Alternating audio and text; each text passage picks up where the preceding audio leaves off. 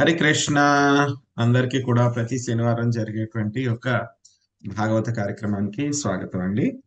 So కార్యక్రమం మొదలు పెట్టుకునే ముందు ప్రార్థనలు చేద్దాము.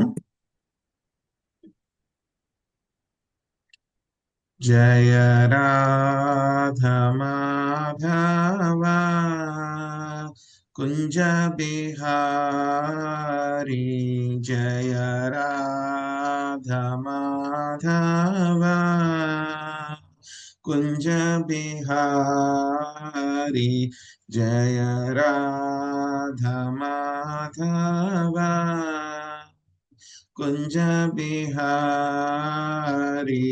జయ రాధ మాధవ కుంజ బిహారీ, జయ గోపీ జనవల్లభ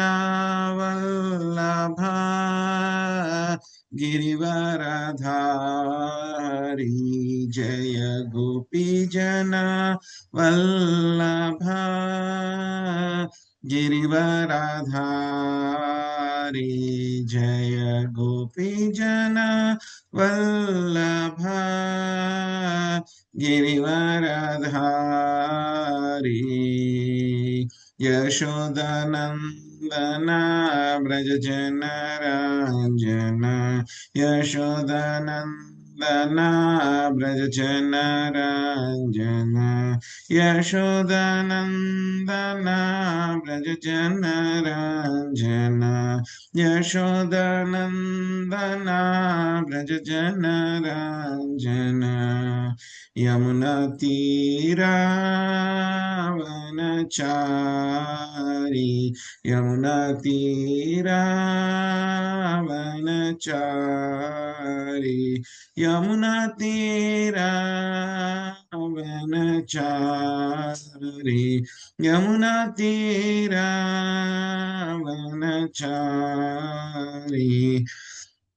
జయ రాధ మాధవ కుంజ బిహారీ,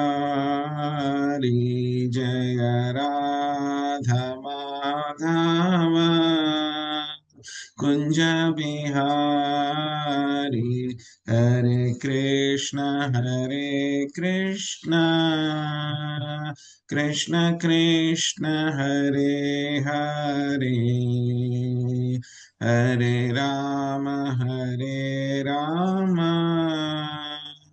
రామ రామ హరే హరే, హరే కృష్ణ కృష్ణ కృష్ణ హరే హరే, హరే రామ రామ రామ హరే హరే.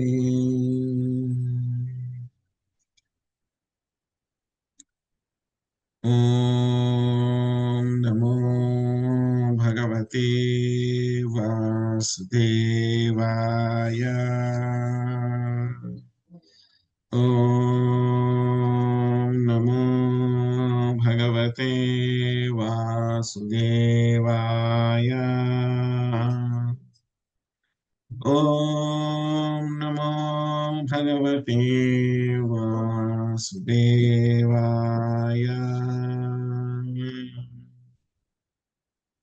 నారాయణం నమస్కృత్య నరం చైవ నరోత్తమం, దేవీం సరస్వతిం వ్యాసం తదో జయముదీరయేత్. శృణ్వతాం స్వకథా కృష్ణ పుణ్యశ్రవణ కీర్తన, హృదయంతస్థో హి అభద్రాణి విధునోతి సరసతాం. నష్టప్రాయేషు అభద్రేషు నిత్యం భాగవత సేవయా, భగవతి ఉత్తమ శ్లోకే భక్తిర్భవతి నైష్టికీ. ఓం అజ్ఞానతిమిరాంధస్య జ్ఞానాంజనశలాకయా చక్షురున్మిళితం యేన తస్మై శ్రీ గురవే నమః. శ్రీచైతన్యమనోభీష్టం స్థాపితం యేన భూతలే, స్వయం రూపా కదా మహ్యం ददाति स्वपदान्तिकम् वन्देऽहं श्रीगुरो श्रीयुतापदकमलम् श्रीगुरुन् वैष्णवांश्च श्रीरूपं साग्रजातं सहगणा रघुनाथान्वितं त्वां सजीवं साद्वैतं सावधूतं परिजनसहितं कृष्णचैतन्यदेवं श्रीराधा कृष्णपादान् सहगणा ललिता श्रीविशाखान्वितांश्च हे कृष्ण करुणा सिन्धो दीनबन्धो जगत्पते गोपेश गोपिका कान्ता राधा कान्ता नमोऽस्तुते तप्त काञ्चन गौराङ्गी राधे वृन्दावनेश्वरी वृषभानुसुते देवी प्रणमामि हरिप्रिये वाञ्छाकल्पतरुभ्यश्च कृपा सिन्धुभ्य एव च पतितानां पावनेभ्यो वैष्णवेभ्यो नमो नमः। जय श्री कृष्ण चैतन्य प्रभु नित्यानंद श्री अद्वैत गदाधर श्रीवासादि गौर भक्त वृंदा। हरे कृष्णा कृष्ण कृष्ण हरे हरे, हरे राम राम राम हरे हरे।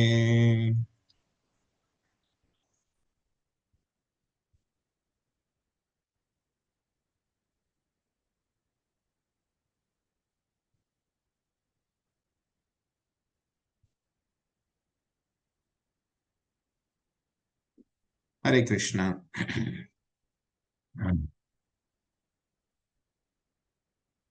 ఉన్న మాట వినబడుతుందండి? వినబడుతుంది ప్రభుజీ. హరే కృష్ణ. హరే కృష్ణ. సో ఎవరైతే భాగవతం చదవాలని అనుకుంటున్నారో వాళ్ళు దయచేసి వాళ్ళ యొక్క హ్యాండ్ రైజ్ చేయండి. సో ఈ రోజు మనము శ్రీమద్ భాగవతము చతుర్థ స్కందము 23వ అధ్యాయంలో 21వ శ్లోకం నుంచి మనము కంటిన్యూ చేద్దాము.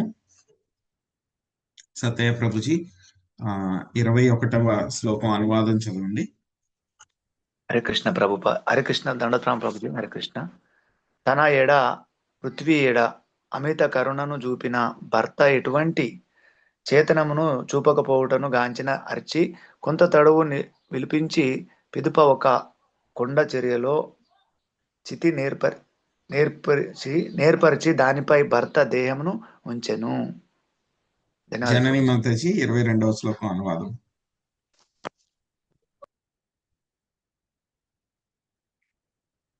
హరే కృష్ణ ప్రభుజీ. 22వ శ్లోకం అనువాదం. హరే కృష్ణ. పిమ్మట రాణి అవసరముగు అంత్యకర్మలను ఆచరించి జల తర్పణము నొసగినది. పిదప నదిలో స్నానమాడి వివిధ లోకములలోని దేవతలకు వందనము చేసినది. అటు పిమ్మట ఆమె అగ్నికి ప్రదక్షిణము కావించి భర్త పాదములనే తలచుచు దానిలో ప్రవేశించింది. హరే కృష్ణ ప్రభుజీ. ధన్యవాదాలు. సుజాత మాతాజీ 23, 24 రెండు శ్లోకాల అనువాదం చదవండి.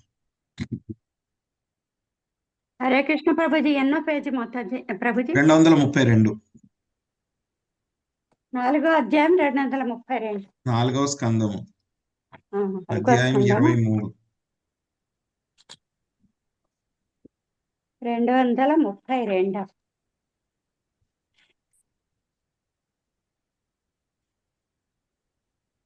ఎవరికన్నా ఇవ్వండి ప్రభుజీ, నేను పేజీ తీసుకుంటాను. మళ్ళీ జనని మాత చదవండి. హరే కృష్ణ ప్రభుజీ. ఋతు మహారాజు బాధ్యయగు అర్చి కావించిన వీరోచిత కార్యమును గాంచిన వేలాది దేవపత్నులు తమ భర్తలతో పాటుగా మిగుల సంతుష్టులైన వారై ఆమెను స్తుతించింది. 24వ శ్లోకం భావం.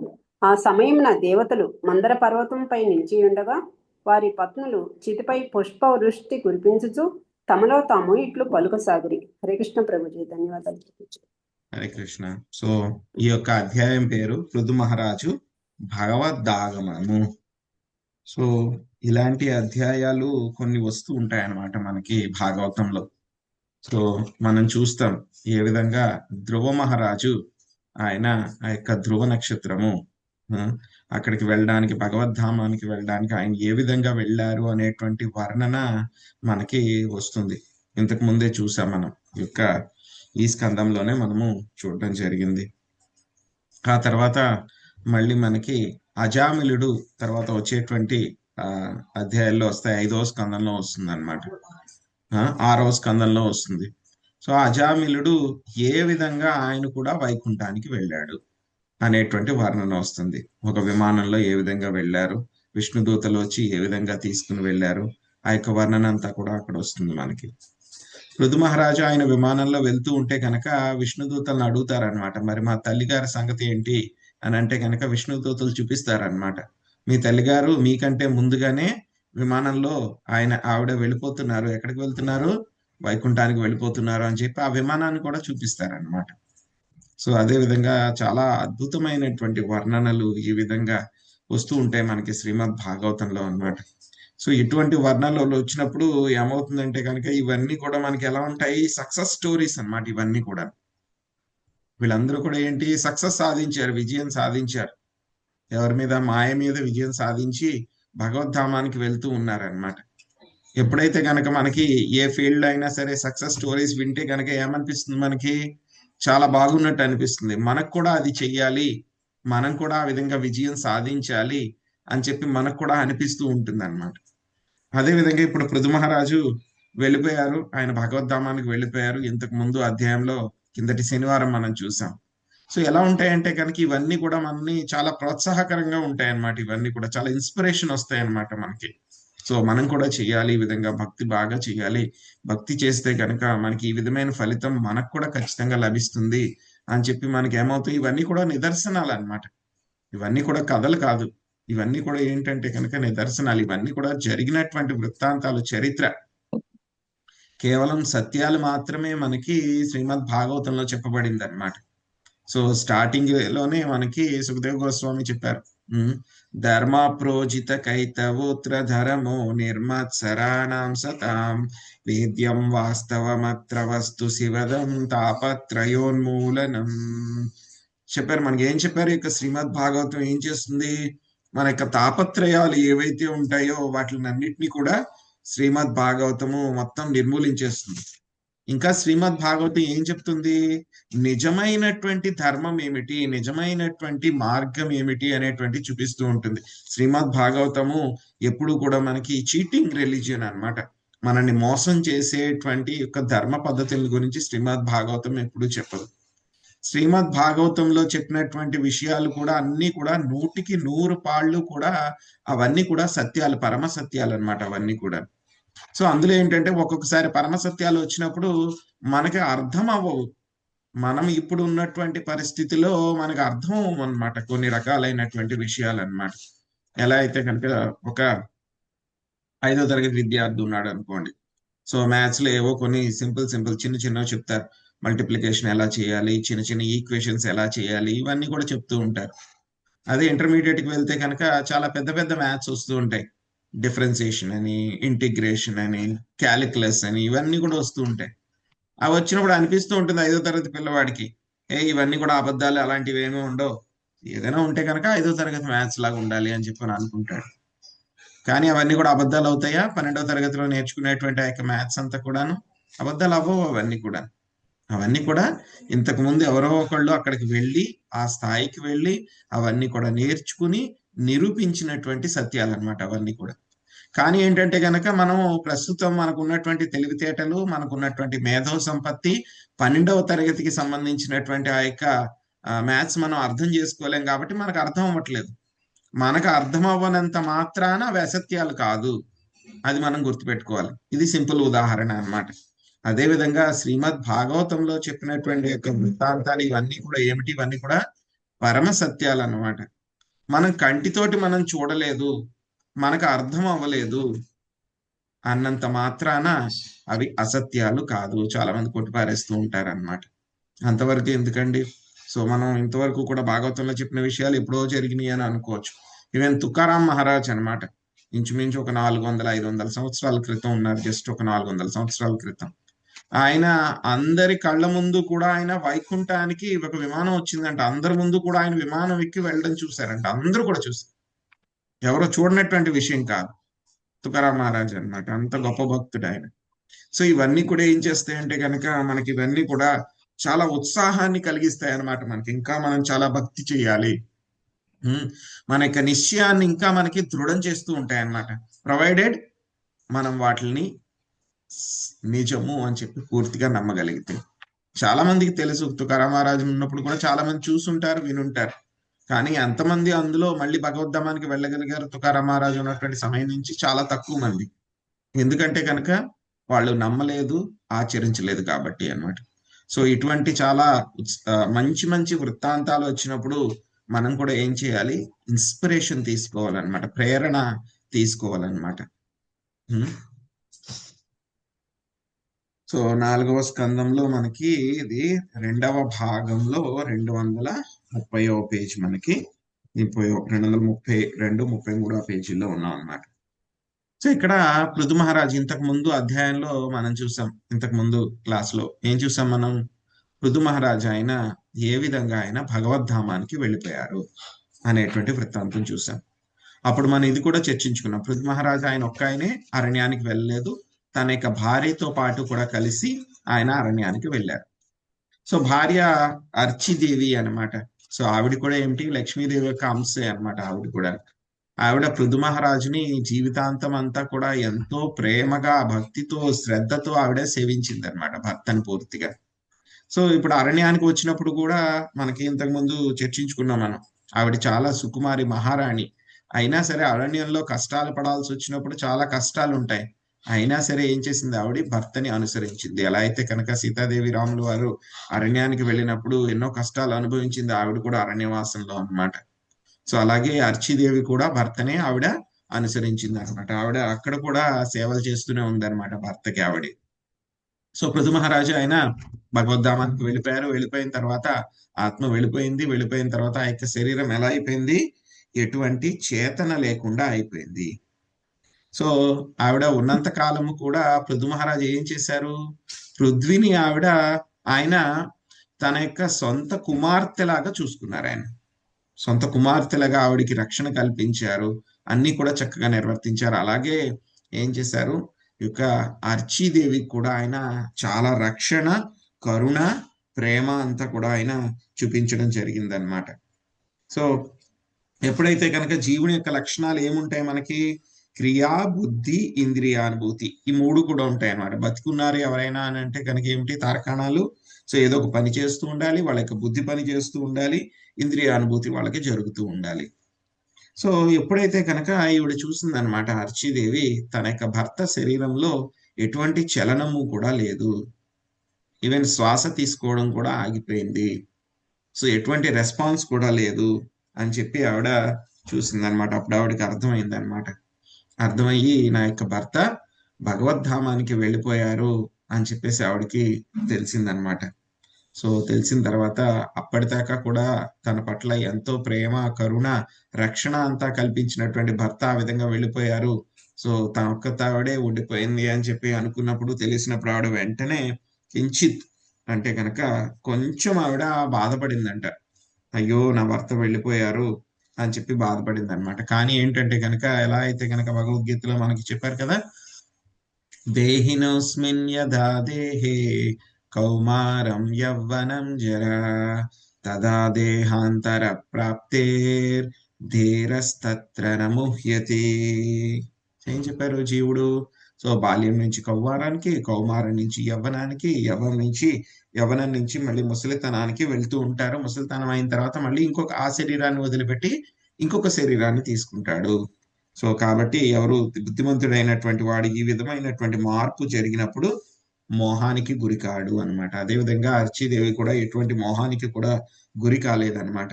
సో అరణ్యంలో అయితే కనుక ఆవిడ ఆవిడే ఉంది, ఒంటరిగానే ఉంది.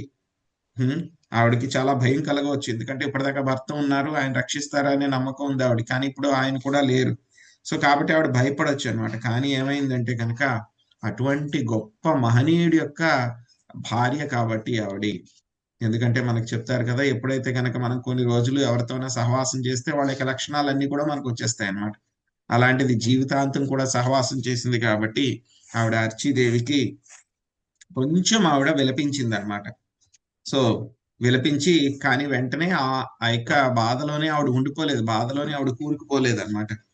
సో కూరుకుపోకుండా ఆవిడ ఏం చేసింది, వెంటనే నేను చేయాల్సినటువంటి కర్తవ్యం ఏమిటి, ఎందుకంటే పృథు మహారాజ్ అంటే ఏంటి, డ్యూటీ, కర్తవ్య నిర్వహణలో ఆయన భేష్ అన్నమాట, నెంబర్ 1.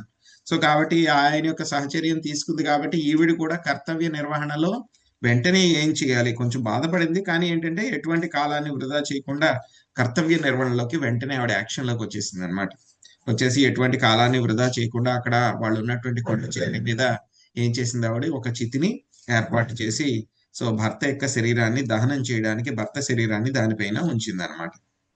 సో ఉంచిన తర్వాత ఆవిడ ఏం చేసింది, మళ్ళీను సో నదికి వెళ్ళి స్నానం చేసి దేవతలందరికీ కూడా నమస్కారాలు అర్పించి ఏం చేసింది, ఆవిడ ఆ చితికి, భర్త యొక్క చితికి నిప్పంటించి ఆవిడ చితి చుట్టూ ఆవిడ ప్రదక్షిణం చేసి ఆవిడ కూడా ఆ యొక్క చితిలోనే ప్రవేశించింది అనమాట ఆవిడ కూడా.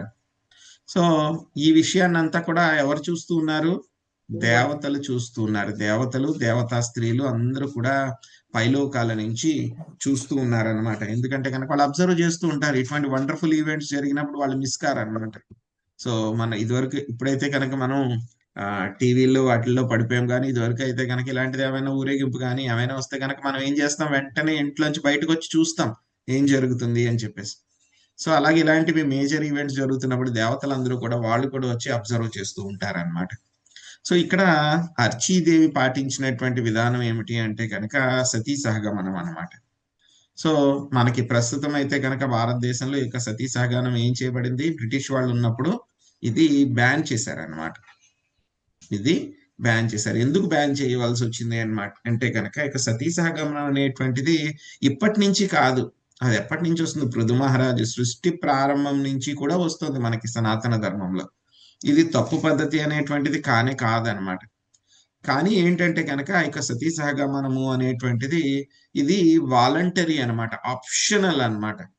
సో భార్యకి భర్త వియోగంలో నేను ఉండలేను, భర్తకి ఏ గతి అయితే వస్తుందో నాకు కూడా అదే గతి కావాలి అని చెప్పి ఎవరైతే కనుక పతివ్రత స్త్రీలు ఉంటారో వాళ్ళందరూ కూడా ఏం చేసేవారు, ఈ విధంగా సతీ సహగమనం చేసేవారు అనమాట.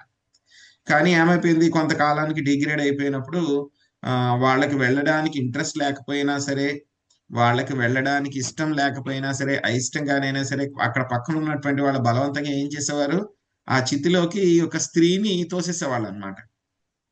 సో బ్రిటిష్ వాళ్ళు వచ్చినప్పుడు ఈ విషయం చూశారు, వాళ్ళు చూసినప్పుడు అయ్యో ఇలా చేస్తున్నారు వీళ్ళు అని చెప్పేసి అప్పుడు సంఘ సంస్కర్తలు ఇలా చేయడం మూలంగా దాన్ని బ్యాన్ చేశారనమాట. కానీ ఏంటంటే ఇది పూర్తిగా వాలంటరీ, అంటే కనుక మనం కావాలనుకుంటే చేయొచ్చు, లేకపోతే లేదనమాట. కానీ ఏంటంటే తర్వాత బ్యాన్ అయింది, ఆ విషయం వేరే విషయం.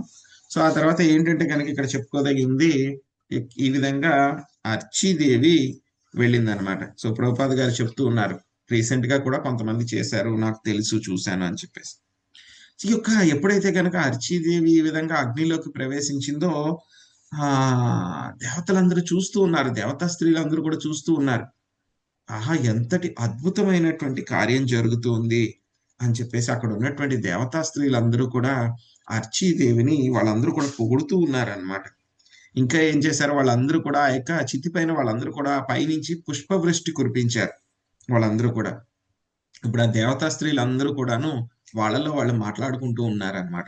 మాట్లాడుకోవడం అంటే కనుక ఏదో పిచ్చాపాటి మాట్లాడుకోవడం కాదు, అర్చీదేవిని వాళ్ళందరూ కూడా గ్లోరిఫై చేస్తూ ఉన్నారు. అర్చీదేవికి దొరికినటువంటి ఆ యొక్క పరమగతి గురించి వాళ్ళందరూ కూడా యాస్పైర్, దేవతలు కూడా ఏం చేస్తున్నారు, మాకు కూడా కావాలి ఇటువంటి అదృష్టం అని చెప్పి దేవతలు కూడా కోరుకుంటూ ఉన్నారనమాట. సో ఆ యొక్క దేవతా స్త్రీలు పర్టికులర్ గా ఏం చెప్పుకుంటున్నారు అనేటువంటిది ఇప్పుడు మనం చూద్దాం. లక్ష్మీ శ్రీనివాస మాతాజీ, మీరు 25వ శ్లోకం అనువాదం చదవండి. హరే కృష్ణ ప్రభుజీ, దండోత్నమాలు.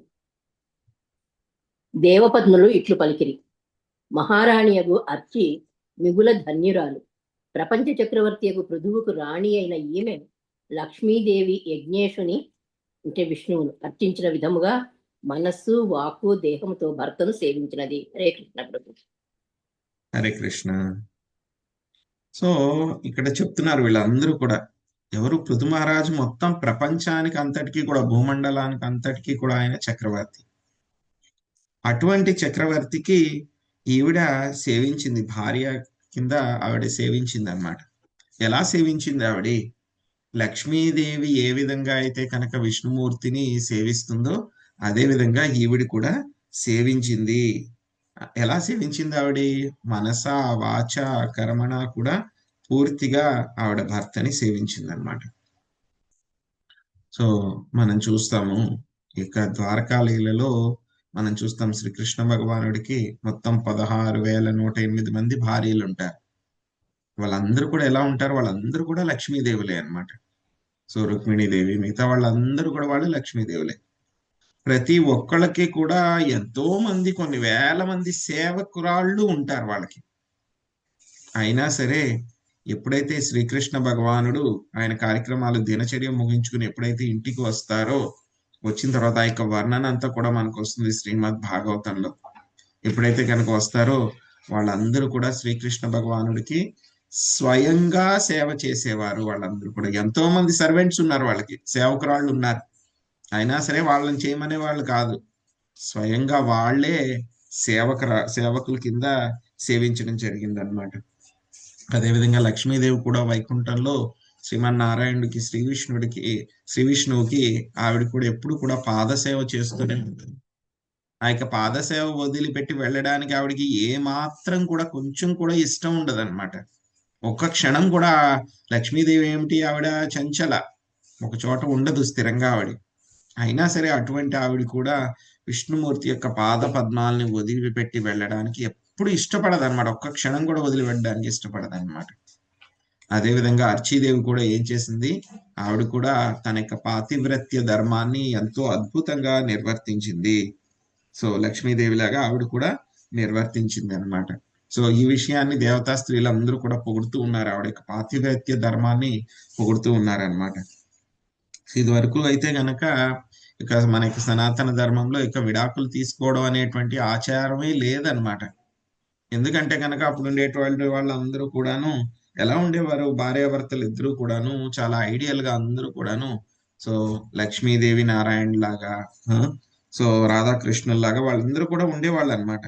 ఒకళ్ళంటే ఒకళ్ళకి ప్రేమ, అనురాగము, రక్షణ, బాధ్యత అలా ఉండేవారు అనమాట. కానీ ఏమైంది, ప్రస్తుతము ఈ యొక్క కలియుగంలో అవన్నీ కూడా నశించినాయి కాబట్టి ఇప్పుడంతా కూడా ఈ యొక్క విడాకులు అనేటువంటివి ఎక్కువగా జరుగుతూ ఉన్నాయి అన్నమాట. సో ఈ మధ్యన రీసెంట్ గా ఒక ఆర్టికల్ చూశాను అనమాట. సో అందులో ఒక 6 నెలల్లో ఒక 30,000 విడాకులు ఎన్నో కూడా తీసుకున్నారనమాట. డైవర్స్ కోసం ఫైల్ చేశారంట కోర్టులో ఒక 6 నెలల్లో, ఒక ప్రదేశంలో, నాకు గుర్తు రావట్లేదు. సో ఎందుకంటే కనుక ఇక మనకి నేర్పట్లేదు అనమాట. స్త్రీలకైతే కనుక యొక్క పాతివ్రత్య ధర్మం గురించి నేర్పట్లేదు. అదేవిధంగా పురుషులకైతే కనుక పృథు మహారాజు లాగా ఏ విధంగా మనం రక్షణ ఇవ్వాలి, భార్యకి రక్షణ ఇవ్వాలి, ఆవిడని ఏ విధంగా రక్షించాలి అనేటువంటి విషయం, ఏ విధంగా ప్రేమ, కరుణ చూపించాలి అనేటువంటివి నేర్పట్లేదు. సో అందుకే ఏమవుతున్నాయి, 6 నెలల్లో 30,000. చూడండి ఎంత ఎక్కువ ఉన్నాయి ఈ విధంగా. ఎందుకంటే కనుక మనం కూడా పిచ్చివాళ్ళలాగా ఈ యొక్క పాశ్చాత్య దేశాల యొక్క ధోరణిని మనం కూడా పాటిస్తూ ఉన్నాం. సో అక్కడ ఈ యొక్క వివాహ వ్యవస్థ అనేది కుప్పకూలింది కాబట్టి అక్కడంతా కూడాను అరాచకము, అల్లకల్లోలం ఇవన్నీ కూడా జరుగుతూ ఉన్నాయి అన్నమాట. కానీ సమాజం ప్రశాంతంగా ఉండాలి అని అంటే కనుక ఏమిటి, ప్రశాంతంగా ఉండి అందరూ కూడా వర్ణాశ్రమ పద్ధతిని పాటిస్తూ అందరూ కూడా భగవద్ధామానికి వెళ్ళాలి, జనసామాన్యం అంతా కూడా అంటే కనుక దానికి ఏమిటి, బేసిక్ ఏమిటి, ఈ యొక్క వివాహ వ్యవస్థ అనేటువంటిది చాలా దృఢంగా, స్ట్రాంగ్ గా ఉండాలన్నమాట. ఇంకా దేవపత్నులు వాళ్ళందరూ కూడా గ్లోరిఫై చేస్తూ ఉన్నారనమాట. సుజాత మాతాజీ, మీరు 26వ శ్లోకం 27వ శ్లోకం అనువాదం చదవండి. హరే కృష్ణ ప్రభుజీ. దేవపత్నులు పలకసాగిరి, పతివ్రతయగు ఈ అర్చిని చూడుడు, అచింత్యమగు పుణ్య కర్మలచే ఈమె మనము చూడగలిగినంత వరకు ఊర్ధ్వముగా భర్తను అనుసరించుచు చనుచున్నది. 27 ప్రభుజీ. ఈ భౌతిక జగత్తునందు ప్రతి మానవుని జీవన కాలము అతి స్వల్పముగా ఉన్నది. కానీ భక్తి యోగమున నెలకొనిన వారు నిజముగా మోక్ష పదమున ఉన్నవారగుటచే భగవద్ధామమున చేగుదురు. అట్టి వారులకు దుర్లభమైనది ఏదియనూ లేదు. హరే కృష్ణ ప్రభుజీ, దండ ప్రణామం. హరే కృష్ణ. సో ఇక్కడ చూస్తే కనుక దేవతలు వాళ్ళ మధ్యలో ఉంటారు కదా. సో మనం చెప్పుకున్నాం, మనం కింద ఉంటాము. సో దేవతల మధ్యలో ఉంటారు. అంతకన్నా పైన వైకుంఠ లోకాలు, బ్రహ్మలోకం ఇవన్నీ కూడా ఉంటాయి అన్నమాట.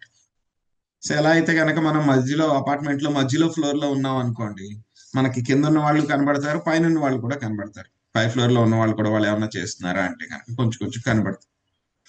సో అలాగే వీళ్ళు దేవతల మధ్యలో ఉన్నారు కాబట్టి వాళ్ళకి కనబడుతుంది అనమాట. వాళ్ళు ఇలా కిందకి చూస్తే కనుక అక్కడ ఈ యొక్క భూలోకంలోనూ అక్కడ చితి కనబడుతుంది. ఆ యొక్క చితిలో ఎవరి శరీరాలు దహనమవుతూ ఉన్నాయి? పృథు మహారాజు, అర్చీదేవి యొక్క శరీరాలు దహనమవుతూ ఉన్నాయి. వాళ్ళు పైకి చూశారు.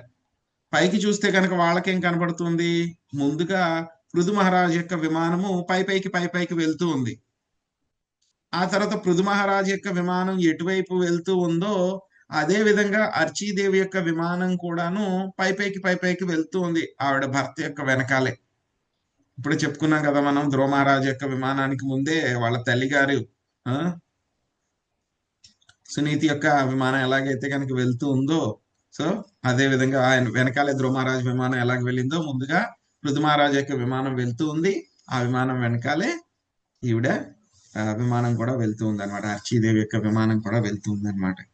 సో ఈ యొక్క దృశ్యాన్ని దేవతలు చూశారనమాట. చూసి అప్పుడు వాళ్ళు ఇవన్నీ కూడా మాట్లాడగలుగుతున్నారు. ఒకరితో ఒకళ్ళు చెప్పుకుంటూ ఉన్నారు. వాళ్ళందరూ కూడా దేవతా స్త్రీలు ఒకరితో ఒకళ్ళు వాళ్ళ యొక్క స్నేహితురాలతోటి, వాళ్ళ యొక్క సకులతో చెప్పుకుంటూ ఉన్నారనమాట. సో చూసారా ఎంత గొప్పగా ఈవిడ వెళ్తూ ఉంది, పైకి వెళ్తూ ఉన్నారనమాట. సో ఆ విధంగా అన్నమాట. సో చూసారా, వీళ్ళు శరీరాన్ని వదిలిపెట్టిన వెంటనే వీళ్ళిద్దరూ కూడాను, పృథు మహారాజు, అర్చీదేవి ఇద్దరు కూడా వాళ్ళ యొక్క ఆధ్యాత్మిక శరీరాన్ని వాళ్ళు పొందగలిగారు. వాళ్ళ యొక్క ఆధ్యాత్మిక శరీరాన్ని పొందగలిగారు. ఇక్కడ తెలుసుకోవాల్సిన విషయం ఏంటంటే కనుక, పృథు మహారాజు, అర్చీదేవి ఇద్దరు కూడా ఒకే చితి పైన వాళ్ళిద్దరు కూడా భస్మం అయ్యారు, కాలుతూ ఉన్నారు. అయినా సరే వాళ్ళిద్దరి యొక్క ఆత్మలు కలిసిపోలేదు. వాళ్ళిద్దరూ వేరువేరుగానే ఉన్నారు. ఇంకా చెప్పాలంటే కనుక ఇద్దరు కూడా వేరు విమానాల్లో వెళ్తూ ఉన్నారు. సో మనకి మాయావాదులు, నిరాకారవాదులు చెప్తూ ఉంటారు కదా, అంతా శూన్యము, అక్కడికి వెళ్ళిన తర్వాత అంతా కలిసిపోతుంది, మొత్తం అందరూ కూడా కలిసిపోతారు, అందరూ భగవంతులు ఐక్యమైపోతారు. సో ఇవన్నీ కూడాను పూటకం అన్నమాట, ఇవంతా కూడాను. సో వాళ్ళు ఆ విధంగా చూస్తూ ఉన్నారనమాట. సో పృథు మహారాజు ఆయన విశుద్ధ భక్తుడు, శక్త్యావేశ అవతారం, భగవంతుడి యొక్క శక్త్యావేశ అవతారం. ఈ యొక్క అర్చీదేవి ఏంటి, ఆవిడకి ఎప్పుడు కూడా అటువంటి పరమ భాగవతోత్తముడు వైష్ణవుడికి ఆవిడ ఎప్పుడు కూడా సేవలు చేస్తూ ఉంది అనమాట, చాలా శ్రద్ధగా అన్నమాట. సో కాబట్టి వాళ్ళిద్దరూ కూడా ఏమిటి, ఈ యొక్క విశుద్ధ భక్తుల కిందే పరిగణించాలన్నమాట వాళ్ళిద్దరిని కూడా. సో అటువంటి గొప్ప భక్తులకి జరగనటువంటి పని, అసాధ్యమైనటువంటి విషయము ఏది కూడా ఉండదు. మామూలుగా అయితే కనుక ఎవరు కూడా కనీసం భక్తి యోగాన్ని ఎవరు తీసుకోరు. సో ఇక్కడ కానీ సామాన్య స్త్రీలు ఎవరు కూడా యొక్క పాతివ్రత్య ధర్మాన్ని కూడా ఎవరు పాటించరు. సో అన్ని విధాలుగా భర్తకి వాళ్ళు అనుసరించడం కూడా వాళ్ళు చేయరు అనమాట. ఇంకా వాళ్ళకి మంచి గుణాలు కూడా ఉండవు అన్నమాట. కానీ ఇక్కడ చూస్తే కనుక అర్చీదేవి చాలా మంచి గుణాలు ఉన్నాయి. ఆవిడ పాతివ్రత్య ధర్మాన్ని చక్కగా నిర్వర్తించింది కాబట్టి, పాతివ్రత్య ధర్మం నిర్వర్తిస్తే కనుక ఏమవుతుంది, భర్తకి ఏదైతే కనుక గతి వస్తుందో అదే లోకానికి వీళ్ళు కూడా వెళ్తారనమాట. భర్త ఏ లోకానికి వెళ్తే వీళ్ళు కూడా అదే లోకానికి వెళ్తారనమాట. సో ఈ విధంగా చేయడం మూలంగా ఏమవుతుంది, భర్త కూడా ఏం చేస్తుంది, భార్య కూడా ఏం చేస్తుంది, భర్తని సో ధార్మిక కార్యక్రమాలు, భక్తి చేయడానికి ఆవిడ ప్రేరేపిస్తూ ఉంటుంది. సో భర్త ఆ విధంగా భక్తి చేస్తూ ఉంటే కనుక ఏమవుతుంది, భార్య అకౌంట్లోకి 50% క్రెడిట్ అయిపోతూ ఉంటుంది అనమాట. ఇంకా వాళ్ళు ఏం చెప్పుకుంటున్నారు అంటే కనుక, దేవతలకి ఎంత ఆయుష్ ఉంటుందని చెప్పి మనం చాలా సార్లు చెప్పుకున్నాము. ఎందుకంటే కనుక మనకి 1 సంవత్సర కాలం, ఉత్తరాయణం దక్షిణాయనం అయితే కనుక దేవతలకి ఎంత, 1 రోజు వాళ్ళకి. అంటే కనుక మన ఆయుర్దాయానికి ఇంచుమించు, అన్ని లోకాల్లోనూ కాదు కొన్ని లోకాల్లో, మన ఆయుర్దాయానికి ఇంచుమించు 360 రెట్లు ఉంటుంది. 360 రెట్లు కన్నా ఎక్కువ ఉంటుంది అనమాట దేవతల యొక్క దేవతల యొక్క ఆయుర్దాయం అన్నమాట. కానీ అంత ఎక్కువ ఆయుర్దాయం ఉన్నా సరే ఈ యొక్క దేవతా స్త్రీలందరూ కూడా ఇప్పుడు మాట్లాడుకుంటూ ఉన్నారు. ఏం మాట్లాడుకుంటున్నారు? వాళ్ళు చూస్తే కనుక మన యొక్క ఆయుష్ ఎంత ఉంటుంది? చాలా చిన్నగా ఉంటుందన్నమాట. చాలా తక్కువ అని అనిపిస్తూ ఉంటుంది. వాళ్ళు మాట్లాడుకుంటూ ఉన్నారన్నమాట. ఈ యొక్క మానవుల యొక్క జీవిత కాలము చాలా తక్కువ ఉంది, చాలా స్వల్పంగా ఉంది. కానీ ఇక్కడ ఉన్నటువంటి అదృష్టం ఏంటి? తక్కువ సమయం ఉన్నా సరే ఎవరైతే కనుక యొక్క భక్తి యోగంలో నెలకొంటారో వాళ్ళు మోక్ష పదంలో ముందుకు వెళ్ళి భగవద్ధామానికి వెళ్తూ ఉంటారు. అటువంటి వాళ్ళకి అసాధ్యమైనటువంటిది ఏముంటుంది? నారాయణ పరాయణ. ఎవరైతే కనుక నారాయణుడికి శుద్ధ భక్తులు అవుతారో వాళ్ళకి చెయ్యలేనటువంటిది, అసాధ్యమైనటువంటి విషయము ఏది కూడా ఉండదు అని చెప్పి వాళ్ళు చెప్పుకుంటూ ఉన్నారనమాట. సో కాబట్టి మనం అర్థం చేసుకోవాలి, దేవతలు కూడా ఏమనుకుంటున్నారు? ఆహా, మానవ లోకంలో ఉన్నా సరే, తక్కువ ఆయుర్దాయం ఉన్నా సరే, ఇక్కడ భక్తి చేసుకుంటే కనుక వెంటనే వెళ్ళిపోతున్నారు. మనకి ఇంత పెద్ద ఆయుష్ ఉంది, ఇన్ని ఐశ్వర్యాలు ఉన్నాయి, ఇంత మనకి ఇంద్రియ భోగం ఉంది, అయినా సరే మనం వెళ్ళలేకపోతున్నాము అని చెప్పి వాళ్ళు ఫీల్ అవుతూ ఉన్నారనమాట. కానీ ఇక్కడ ఉన్నటువంటి వాళ్ళు ఏమనుకుంటున్నారు? కొంతమంది కర్మీస్ ఏమనుకుంటున్నారు? సకామ కర్మ చేసేవాళ్ళు, అయ్యో మనకు కూడా ఇంకా ఇంద్రియ భోగం ఉంటే బాగుండు, నేను స్వర్గాలకు వెళ్ళాలి అని చెప్పి అనుకుంటున్నారు అనమాట. సో అక్కడికి వెళ్ళిన వాళ్ళు ఏమనుకుంటున్నారు? కిందున్నా సరే పర్వాలేదు, భక్తి చేసుకుంటే కనుక వైకుంఠానికి వెళ్ళిపోవచ్చు కదా అని అనుకుంటున్నారు. అంటే దీని అర్థం ఏమిటి? ఈ యొక్క మన యొక్క నిజ ధర్మం అయినటువంటి భక్తిని పాటించడం అనేటువంటిది, డైరెక్ట్ గా మనం భక్తి చేసి వైకుంఠానికి వెళ్ళడం అనేటువంటి గతి ఏదైతే ఉందో అది స్వర్గలోకాలకి వెళ్ళేటువంటి గతి కంటే కూడా ఎంతో ఎంతో ఎంతో అత్యుత్తమమైనటువంటిది అన్నమాట. ఒకవేళ ఉత్తమమైనటువంటిది కాకపోతే కనుక దేవతా స్త్రీలు ఆ విధంగా మాట్లాడుకుంటారా వాళ్ళలో వాళ్ళు? మాకు కూడా ఇలా అయితే బాగుండు, ఆవిడ ఎంత గొప్పగా చేసిందని ఎవరైనా మాట్లాడుకుంటారా? ఎవరు మాట్లాడుకోరు. ఇక్కడ వీళ్ళు ఈ విధంగా మాట్లాడుకుంటూ ఉన్నారంటే కనుక యొక్క భక్తి అనేటువంటిది ఎంత అత్యున్నతమైనటువంటిది, భక్తులకి ఎంత అత్యున్నతమైనటువంటి గతి లభిస్తుంది అని చెప్పి మనం అర్థం చేసుకోవచ్చు అన్నమాట. కాబట్టి సో ఇక మనుషుల యొక్క నిజమైనటువంటి ధర్మం ఏమిటి? ఏమిటి నిజమైనటువంటి ధర్మము? ధర్మ స్వనిష్ఠిత పుంస విశ్వక్సేనా కదా స్వీయ నోత్పాదయేత్యదిరతిం శ్రమ ఏవ హి కేవలం. మనం వర్ణాశ్రమ ధర్మాలన్నీ కూడా ఎంతో చాలా చక్కగా పాటిస్తూ ఉన్నాం. కానీ అన్ని పాటించిన తర్వాత చివరికి మనకి నా ఉత్పాదయేత్ యదిరతిం, మనకి ప్రొడ్యూస్ అవ్వలేదు, మన యొక్క మనసులో ఒక భావన రాలేదు. ఏమిటి అది? రతి. ఏమిటి రతి అంటే కనుక శ్రీకృష్ణుడి భగవానుడి పాద పద్మాలకి సేవ చెయ్యాలి, ఆయన యొక్క భక్తులకి సేవ చెయ్యాలి, వైష్ణవులకి సేవ చెయ్యాలి అనేటువంటి భావన మనకి కలగలేదు, చెయ్యలేదు అంటే కనుక మనం చేసినటువంటి ఆ యొక్క వర్ణాశ్రమ పద్ధతులన్నీ కూడా, ఆ యొక్క ధర్మాలు నియమాలు అన్ని పాటించడం అంతా కూడా ఏమిటి? శ్రమ ఏవ హి కేవలం. అవంతా కూడా ఏమిటి? ఊరికే వృధా ప్రయాస. సో కాబట్టి ఏమిటి? అత్యుత్తమమైనటువంటి విషయం ఏమిటి? మనకి శ్రీకృష్ణుడు భగవానుడి యొక్క పాద పద్మాలకి మనకి ఆసక్తి కలగాలి, అనురక్తి కలగాలి, భక్తి చేయాలి అని చెప్పేసి. మనం భక్తి చేస్తూ ఉన్నా సరే, జపం చేస్తూ ఉన్నా సరే, మిగతా బాధ్యతలన్నీ కూడా నిర్వర్తిస్తున్నా సరే, సో మనకి ఏంటంటే కనుక మెల్లమెల్లగా మనకి ఆయన పట్ల మనకి ప్రేమ అనేటువంటిది పెరగాలి. పెరగకపోతే కనుక మనం భక్తి చేస్తున్నా సరే అది ఏమిటి? యాంత్రికమైనటువంటి భక్తి. సో మనం చూసుకోవాలి, నేను యాంత్రికంగా చేస్తున్నానా? ఏదైనా కొంచెమైనా మార్పు వస్తుందా? నాకు ఆసక్తి కలుగుతుందా భక్తి మీద? శ్రీకృష్ణుడి పట్ల ప్రేమ పెరుగుతుందా? నాకు ఆయన కథ వినాలని అనిపిస్తూ ఉందా? సాంగత్యం చెయ్యాలని అనిపిస్తుందా? భక్తులకి సేవ చేయాలని అనిపిస్తుందా? మనకి యొక్క దివ్య ధామాలకి వెళ్ళాలి అని చెప్పి అనిపిస్తూ ఉందా? అనిపించట్లేదు అంటే కనుక ఎక్కడో ఏదో తేడా జరుగుతుంది మన భక్తిలో. అది మనము చెక్ చేసుకుంటూ ఉండాలన్నమాట. సో ఇక్కడ ఏంటంటే కనుక మనం చూడాల్సినటువంటి విషయము, ఎవరైతే కనుక శ్రీకృష్ణ భగవానుడి పాద పద్మాలకి వాళ్ళు సేవ చేస్తూ ఉంటారో వాళ్ళకి భౌతికముగా కూడా అన్ని రకాలైనటువంటి లాభాలు కూడా వాళ్ళకి కూడా కలుగుతూ ఉంటాయి. వాళ్ళకి కష్టాలన్నీ కూడా క్లేశాగ్ని. భక్తి చేస్తుంటే కనుక ఏమవుతుంది? భక్తి యొక్క మొట్టమొదటి లక్షణం ఏమిటి? క్లేశాగ్ని. సో ఏవైతే కర్మలు ఏవైతే ఉన్నాయో అన్ని కూడా నాశనం అయిపోతూ ఉంటాయి. ఆ తర్వాత ఏంటి? శుభధ. అంటే కనుక మన యొక్క జీవితం అంతా కూడా ఎలా ఉంటుంది?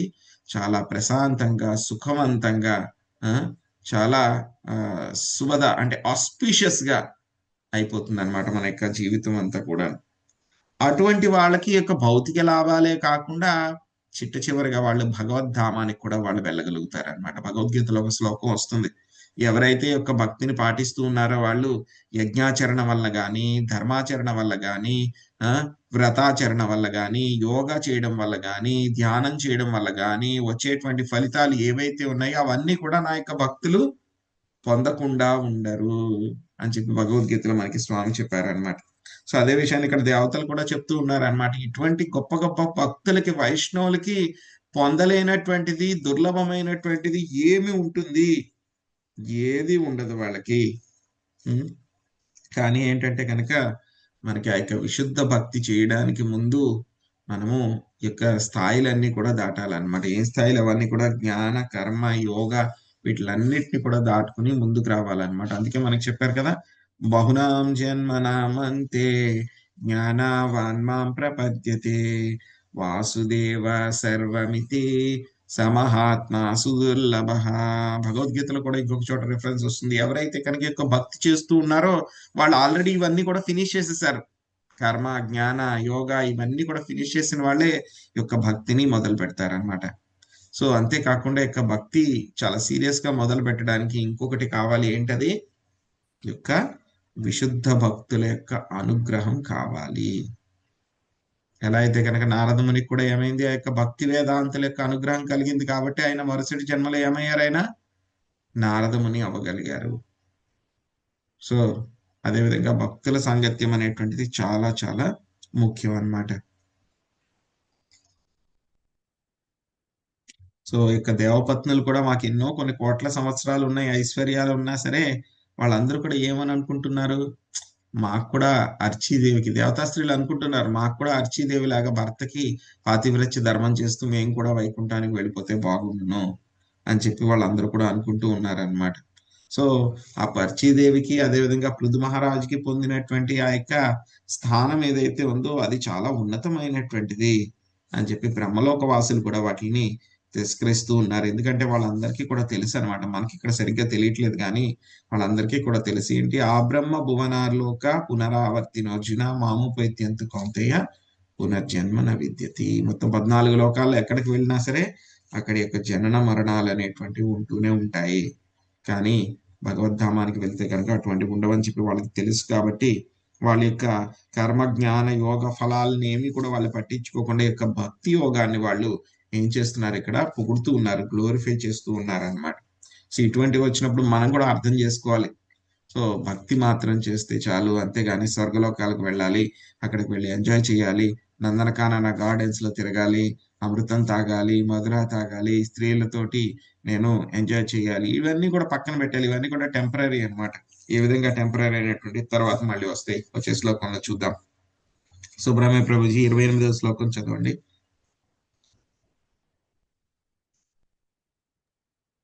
హరే కృష్ణ ప్రభుజీ. హరే కృష్ణ.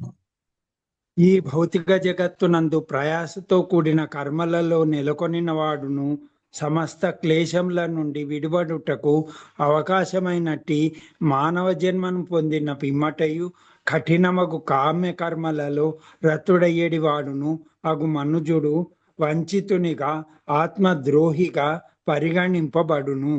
హరే కృష్ణ ప్రభుజీ. సో మనందరికీ కూడా ఒక అద్భుతమైనటువంటి అవకాశం వచ్చింది. 84 లక్షల రకాల జీవరాశుల్లో మనం తిరుగుతూ ఉన్నాము. తిరుగుతూ ఉన్నా సరే మనము భూలోకంలో జన్మించాము.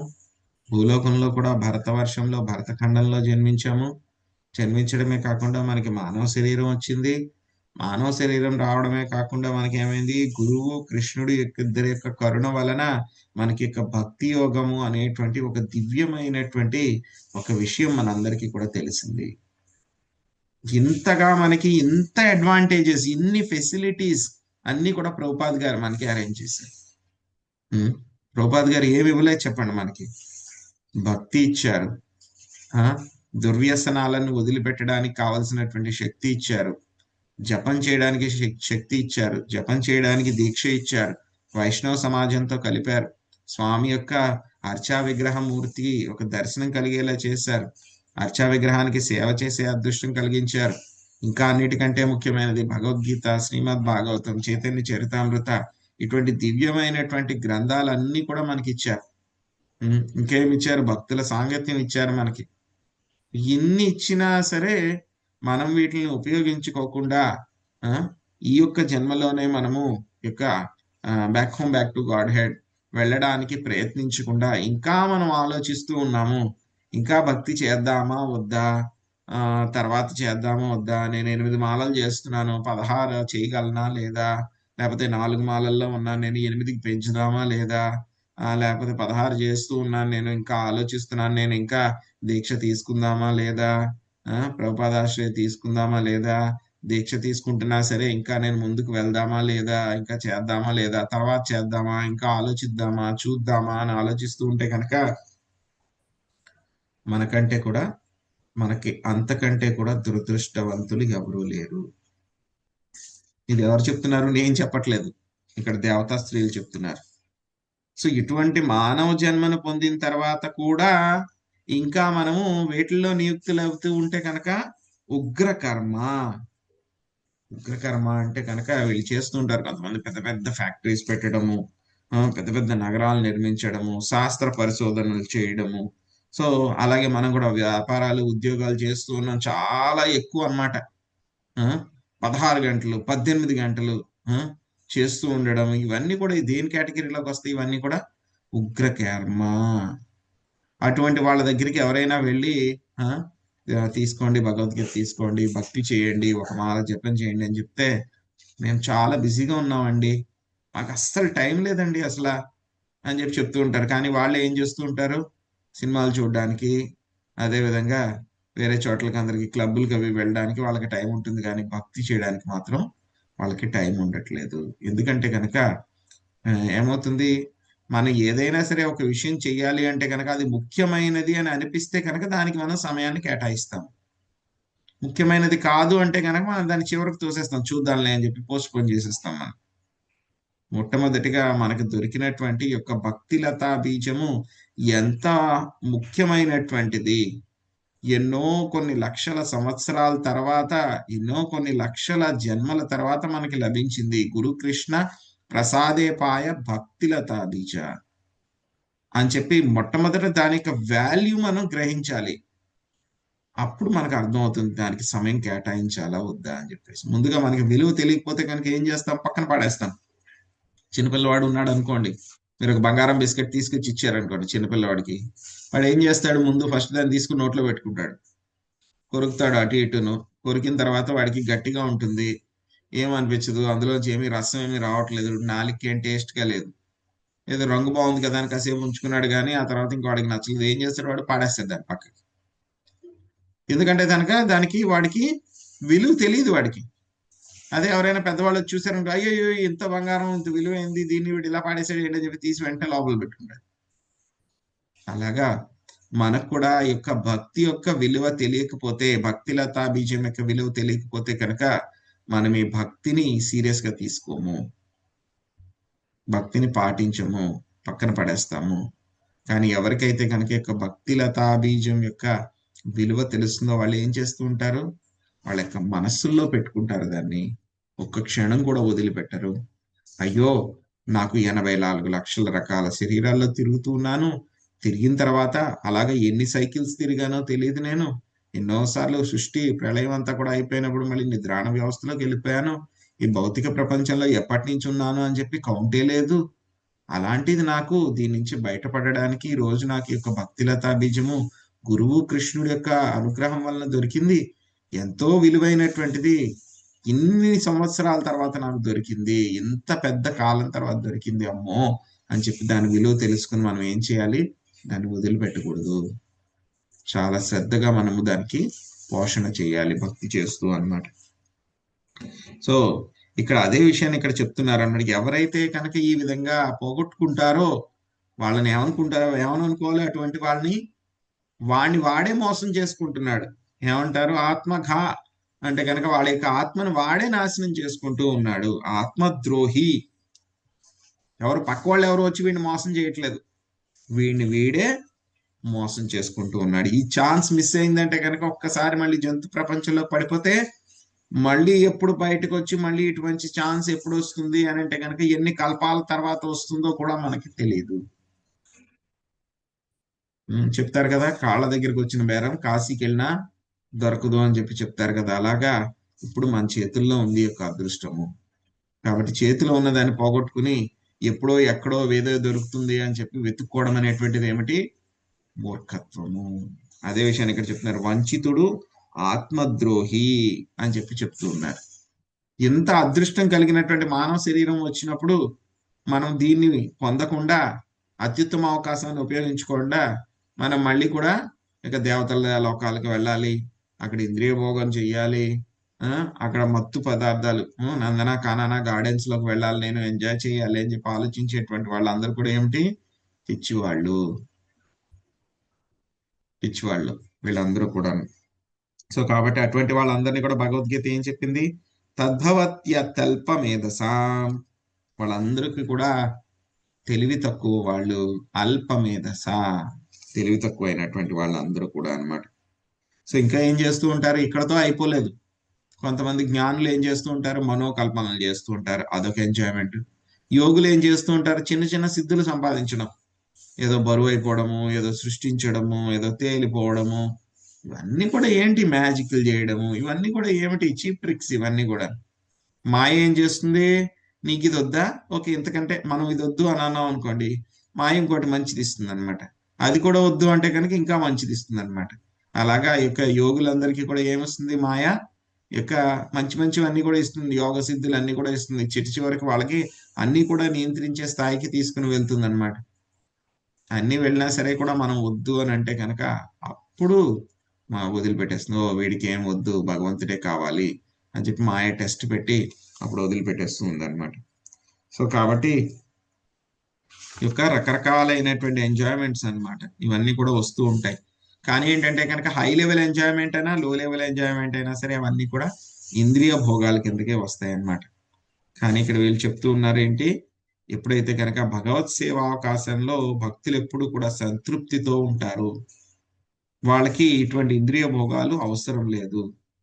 అటువంటి వాళ్ళకి శ్రీకృష్ణ భగవానుడి యొక్క పాద పద్మాల యొక్క సేవలో నెలకొని ఉన్నారు కాబట్టి వాళ్ళకి అసాధ్యము, ఇంపాసిబుల్ అనేటువంటిది ఏది కూడా లేదు. అయినా సరే వాళ్ళు ఎన్ని వచ్చినా సరే ఎప్పుడు కూడా కోరుకోరు అనమాట. సో ఇప్పుడే మనం చెప్పుకున్నాం, యొక్క భవసాగరం అనేటువంటిది ఏంటో ఒక పెద్ద సముద్రం లాంటిది. ఆ యొక్క సముద్రం దాటడానికి మనకి ఏం కావాలి? ఒక షిప్ కావాలి, ఒక పడవ కావాలి మనకి పెద్దది. అంతేకాకుండా దాన్ని నడిపేటువంటి డ్రైవర్ కావాలి. డ్రైవర్ ఉన్నా సరే ఏం చేయాలి? మనకి ఫేవరబుల్ బ్రీజ్, మనకి వాయువు కూడా మనకి అనుకూలించాలి. ఇవన్నీ కూడా ఉంటేనే మనము యొక్క భవసాగరాన్ని దాటగలము. అలాగే ఒక భవసాగరాన్ని దాటడానికి మనకి యొక్క శరీరము అనేటువంటి ఒక నావ దొరికింది. ఈ యొక్క శరీరాన్ని మనం నడుపుకోవడానికి చక్కటి గురువు గారు దొరికారు. కృష్ణ భక్తుల సాంగత్యం అనేటువంటి ఒక మంచి పవనాలన్నీ కూడా మనకి సపోర్ట్ చేస్తూ ఉన్నాయి. అటువంటిప్పుడు మనం వీటిని ఉపయోగించుకుని మనము ఒక నావలో చక్కగా భవసాగరాన్ని దాటడానికి ప్రయత్నించకుండా, నేను ఆ నావ దిగి వెళ్ళిపోతాను లేకపోతే నావని నేను వేరే చోటకి తీసుకెళ్తాను, చేపలు పట్టుకుంటాను నేను అని చెప్పేసి మనం చేస్తూ ఉంటే కనుక పిచ్చివాళ్ళం అనమాట మనం. సో కాబట్టి ఇక మానవ జన్మ అనేటువంటిది ఏమిటి? మన యొక్క ఆచార్యులందరూ కూడా అదే చెప్తూ ఉన్నారు. మానవ జన్మ అనేటువంటిది కేవలం భక్తి యోగానికి మాత్రమే మనం ఉపయోగించుకోవాలి.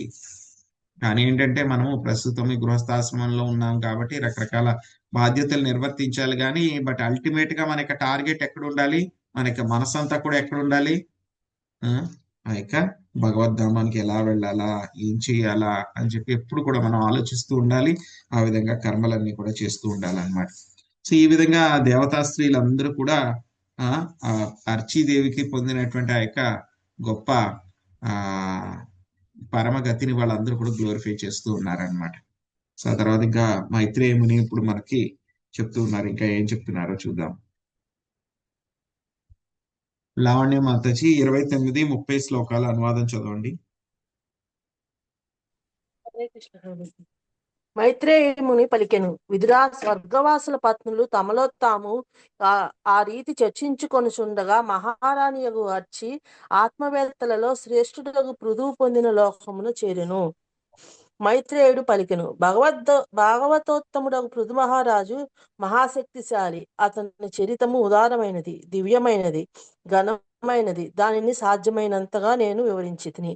హరే కృష్ణ ప్రభుజీ, ధన్యవాదాలు. హరే కృష్ణ. సో ఏమైంది, ఇలాగ వీళ్ళందరూ కూడా దేవతా స్త్రీలు చర్చించుకుంటూ ఉంటే కనుక ఏమైంది, పృథు మహారాజు అదేవిధంగా అర్చీదేవి ఇద్దరు కూడా వైకుంఠానికి వాళ్ళిద్దరూ కూడా చేరుకున్నారు. అర్చీదేవి కూడా పృథు మహారాజు ఏ లోకానికైతే వెళ్ళారో అదే లోకానికి అర్చీదేవి కూడా వెళ్ళింది. అక్కడికి వెళ్ళిన తర్వాత కూడా వాళ్ళిద్దరూ కూడాను ఆధ్యాత్మిక శరీరాల్లో వాళ్ళిద్దరూ కూడా మళ్ళీ భార్యాభర్తల కిందే ఉంటారు ఆధ్యాత్మిక శరీరాల్లో. సో వైకుంఠ లోకంలో అయితే కనుక అక్కడ చూస్తాం, అందరూ కూడా ఎంతో చాలా చాలా అందంగా ఉంటారు. వాళ్ళందరూ కూడా ఎంతో శరీర పటుత్వం అంతా కూడా ఉంటుంది. అక్కడ కూడా ఒకళ్ళకొకళ్ళు భార్యాభర్తల కింద ఉంటారు. వైకుంఠ లోకాల్లో కూడా ఒకరి పట్ల ఒకరికి ఆకర్షణ అనేటువంటిది ఉంటుంది. కానీ వైకుంఠంలో ఒకటి ఉండదు. ఏమిటి? యొక్క మైథున సుఖము అనేటువంటిది ఉండదు.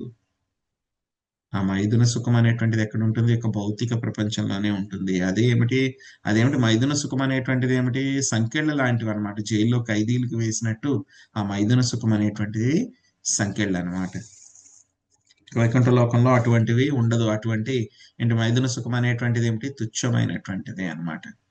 కానీ ప్రస్తుతము యొక్క బద్ధ జీవులకి మనందరికీ కూడా ఏంటి, చాలా ఉన్నతమైనటువంటి సుఖం ఏంటర్రా అని అడిగితే కనుక మనం ఏమడుగుతాం? మనం ఏం చెప్తాము?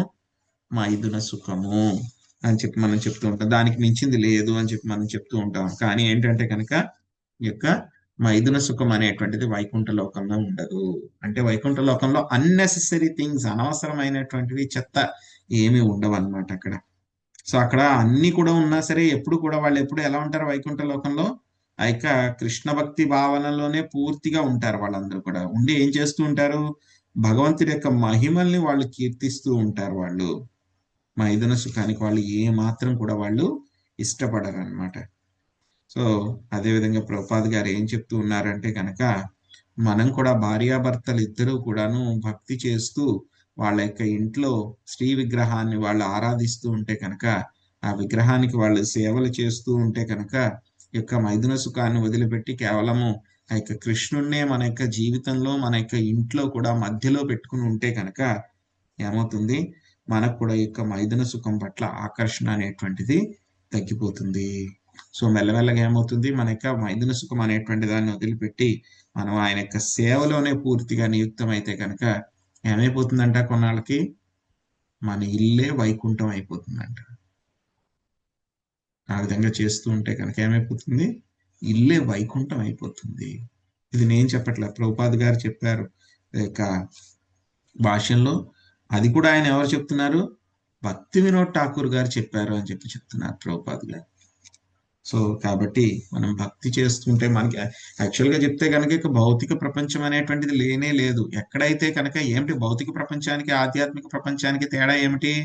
సో కృష్ణుడి పట్ల సేవా భక్తి అనేటువంటివి ఆధ్యాత్మిక ప్రపంచంలో పూర్తిగా ఉంటాయి. భౌతిక ప్రపంచంలో కృష్ణుడి పట్ల ఆసక్తి, సేవా భక్తి అనేటువంటివి పూర్తిగా ఉండవు. కానీ ఎప్పుడైతే కనుక మనం ఎక్కడున్నా సరే కృష్ణుడి పట్ల భక్తి, ఆసక్తి, సేవ ఇవన్నీ కూడా ఉంటే కనుక మనం ఉన్నటువంటి ప్రదేశం ఏమైపోతుంది? వైకుంఠం అయిపోతుంది. చెప్తారు కదా మనకి శుద్ధ భక్తులు వాళ్ళు పుణ్యక్షేత్రాలకి, తీర్థాలకి వెళ్ళాల్సినటువంటి అవసరం లేదు. తీర్థ పాద అని చెప్తారు వాళ్ళందరినీ కూడా. వాళ్ళు ఎక్కడైతే కనుక ఉంటే అవే పుణ్యక్షేత్రాలు అయిపోతాయి. వాళ్ళు ఎక్కడైతే ఉంటే కనుక అక్కడే పుణ్యక్షేత్రాలు అయిపోతాయి అన్నమాట. సో ఆ విధంగా చెప్తారనమాట. సో వర్ణన వస్తుందన్నమాట. మీరాబాయి ఆవిడ చిత్తూరుగఢ్లో ఉన్నప్పుడు ఆవిడ్ని చూడ్డానికి ఎంతో మంది గొప్ప గొప్ప సాధు పురుషులు, వైష్ణవులు అందరూ కూడా వచ్చేవాళ్ళంట ఆవిడ చూడ్డానికి. ప్రతి రోజు కూడా ఆవిడ వాళ్ళందరికీ కూడా దర్శనం ఇచ్చేదంట. ఆవిడ ఏమయ్యేదంట, వాళ్ళకి ఆవిడ్ని దర్శనం చేస్తేనే వీళ్ళ భక్తి పెరిగిపోయేదంట. కేవలం ఆవిడ్ని దర్శనం చేస్తే అప్పుడు వాళ్ళందరూ కూడా ఆవిడ్ని అడిగేవారు అనమాట, ఏదో కీర్తన చేయండి అమ్మా అని చెప్పని అడిగితే ఆవిడ కీర్తన చేసేది అనమాట కృష్ణుడి మీద. సో జస్ట్ ఆవిడ దర్శనం చేస్తేనే వీళ్ళ భక్తి పెరిగిపోయేది అనమాట. అంత అలాగా ఇంకా అటువంటి వాళ్ళందరూ కూడా అనమాట శుద్ధ భక్తులు అనమాట. కేవలం వాళ్ళ యొక్క దర్శన మాత్రం చేతనే ఏమైపోతుంది, భక్తి అనేటువంటిది పెరిగిపోతుంది. సో వాళ్ళు ఎక్కడైతే కనుక ఉంటారో అటువంటి శుద్ధ భక్తులు వాళ్ళు ఉన్నటువంటి ప్రదేశమే వైకుంఠం అయిపోతుంది. ఆ తర్వాత ఈ విధంగా చెప్తూ ఉన్నారు, మనకి మైత్రేయమని చెప్తూ ఉన్నారు అనమాట. యొక్క పృథు మహారాజు చాలా శక్తివంతుడు, ఆయన మహాశక్తిశాలి. సో ఆయనకి చరిత్ర చాలా గొప్పది, దివ్యమైనటువంటిది, ఘనమైనటువంటిది. కుదిరినంత వరకు కూడా నేను వివరించాను. ఎలా అయితే కనుక స్వామి యొక్క దివ్య గుణాలని, లీలలని ఎవరైతే కనుక పూర్తిగా వర్ణించలేరో, ఆయన యొక్క భక్తుల యొక్క దివ్య గుణాలని, లీలల్ని కూడా ఎవరు కూడా పూర్తిగా చెప్పడం అనేటువంటిది అసాధ్యము. సో కాబట్టి ఇక్కడ కూడా ఏం చెప్పారు మైత్రేయముని, నాకు సాధ్యమైనంతగా నేను చెప్పాను అని చెప్తూ ఉన్నారనమాట. అది అర్థం చేసుకోవాలి. సో ఆ తర్వాత ఇక 31 నుంచి 39 శ్లోకాల వరకు కూడా మనకి ఈ యొక్క ఫలశ్రుతి అన్నమాట. పృథు మహారాజు యొక్క వృత్తాంతం మనకి ఈ యొక్క అధ్యాయంతో ముగుస్తూ ఉంది. సో తర్వాత మళ్ళీ వేరే అధ్యాయంలో మనము మళ్ళీ ముందుకి వెళ్తాం అన్నమాట. సో శివగీతం అవనేది కూడా మనకి వస్తుంది. సో ఆ యొక్క శివగీతం రావడానికి ముందు మనకి యొక్క పృథు మహారాజు యొక్క వృత్తాంతం పూర్తవుతుంది. కాబట్టి ఈ యొక్క సెక్షన్, పృథు మహారాజు యొక్క సెక్షన్ లో మనకి ఫలశ్రుతి అనేది ఇప్పుడు చెప్తూ ఉన్నారు. 31 నుంచి 39 శ్లోకాల వరకు కూడా. సత్యయ్య ప్రభుజీ 31, 32 శ్లోకాలు చదవండి. హరే కృష్ణ ప్రభుజీ, దండోత్సవం ప్రభుజీ. శిల ప్రభుపాదికి జై. పృథు మహారాజు మహాద్గుణములను శ్రద్ధతోనూ నిశ్చయముతోనూ వర్ణించువాడు అనగా వానిని పఠించువాడు లేదా శ్రవణం చేయవాడు లేదా శ్రవణముకై ఇతరులకు తోడ్పడువాడు ఆ రాజు పొందిన లోకంనే నిఖముగా పొందగలడు, అనగా అట్టివాడు కూడా వైకుంఠంనే చేరగలడు. 32. పృథు మహారాజు చరిత్రమును శ్రవణము చేయవాడు బ్రాహ్మణుడైనచో బ్రాహ్మణ తత్వము పరిపూర్ణము యోగ్యతను బడయగలడు. క్షత్రుడైనచో ప్రపంచ చక్రవర్తిగా కాగలడు. వైష్ణుడైనచో ఇతర వైష్ణులకు పెక్కు పశువులకు ప్రభువు కాగలడు. శూద్రుడైనచో ఉత్తమ భక్తుడు కాగలడు. ధన్యవాద ప్రభుజీ. హరే కృష్ణ. సో ఇక్కడ ఏం చెప్తున్నారు, ఎవరైతే కనుక ఆ యొక్క పృథు మహారాజు యొక్క చరితాన్ని శ్రద్ధగా పఠిస్తారో, శ్రద్ధగా వింటారో, శ్రద్ధగా నేర్పుతారో, శ్రద్ధగా ఎక్స్ప్లెయిన్ చేస్తారో అటువంటి వాళ్ళు, అదేవిధంగా ఆ యొక్క శ్రవణానికి ఎవరైతే కనుక తోడ్పడతారో వాళ్ళందరూ కూడా ఏమిటి, ఆ యొక్క రాజు, ఆ యొక్క పృథు మహారాజు పొందినటువంటి లోకాన్నే పొందుతారు అని చెప్తున్నారు. అటువంటి వాళ్ళందరూ కూడా వైకుంఠానికి వెళ్ళగలుగుతారు అని చెప్తూ ఉన్నారు అనమాట. సో మనకి యొక్క విష్ణువుకి మనకి సేవ ఇప్పుడు భక్తి అనేటువంటిది ఎలా మొదలవుతుంది, మనకి యొక్క శ్రవణ కీర్తనంతో మనకి మొదలవుతుంది అనమాట. సో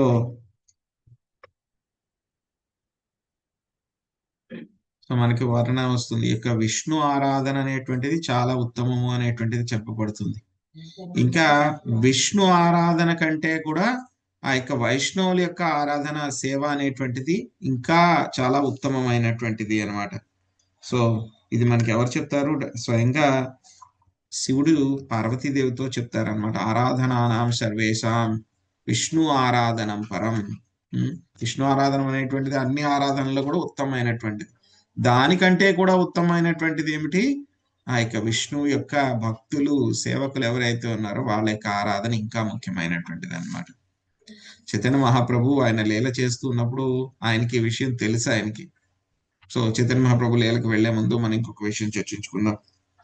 అందుకే మనకి విశ్వనాథ్ చక్రవర్తి ఠాకూర్ గారు ప్రార్థించారు, ఏం చెప్పారు, సాక్షాత్ ధరిత్వేన సమస్త శాస్త్రే ఉక్తస్తదా భావ్యత ఏవ సాధ్వి కింతు ప్రభుర్యా ప్రియ ఏవ తస్య వందే గురు శ్రీ చరణారవిందం వందే గురు శ్రీ చరణారవిందం వందే గురు శ్రీ చరణారవిందం వందే గురు శ్రీ చరణారవింద వందే గురు శ్రీ చరణారవింద.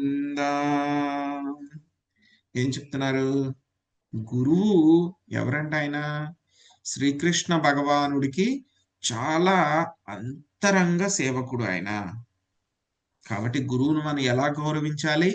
భగవంతుడికి వస్తే కనుక, శ్రీకృష్ణ భగవానుడు వస్తే కనుక ఎంతటి గౌరవ మర్యాదలు సేవ మనం చేస్తామో, గురువుకు కూడా ఏమాత్రము తగ్గకుండా ఆయనకి కూడా అదే విధంగా మనం గౌరవ మర్యాదలను సేవలను కూడా చేయాలన్నమాట.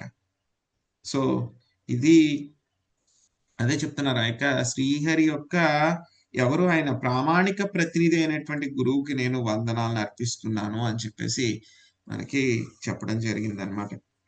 సో ఈ యొక్క గురువు కంటే మనకి ఏంటంటే కనుక ఇక విష్ణువు కంటే కూడా ఆయన యొక్క విష్ణువు యొక్క సేవకుల యొక్క సేవకులు సేవ చేస్తే కనుక ఇంకా చాలా అత్యుత్తమం అన్నమాట.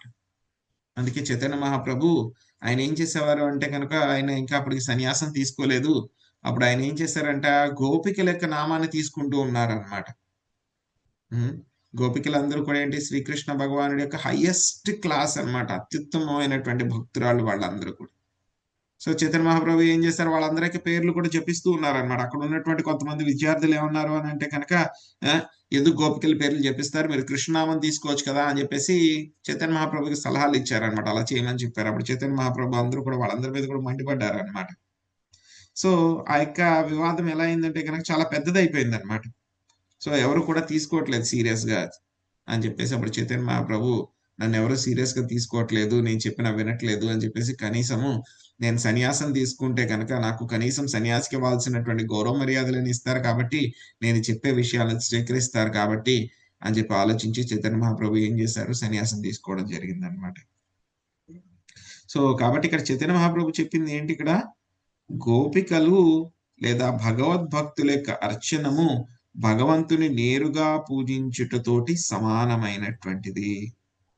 ఇంకా చెప్పాలి అని అంటే కనుక, భగవంతుడి యొక్క సేవ కన్నా భగవద్భక్తుల యొక్క సేవ చేస్తే కనుక ఇంకా శ్రేష్టము అని చెప్పి శ్రీకృష్ణ భగవానుడే చెప్పారనమాట.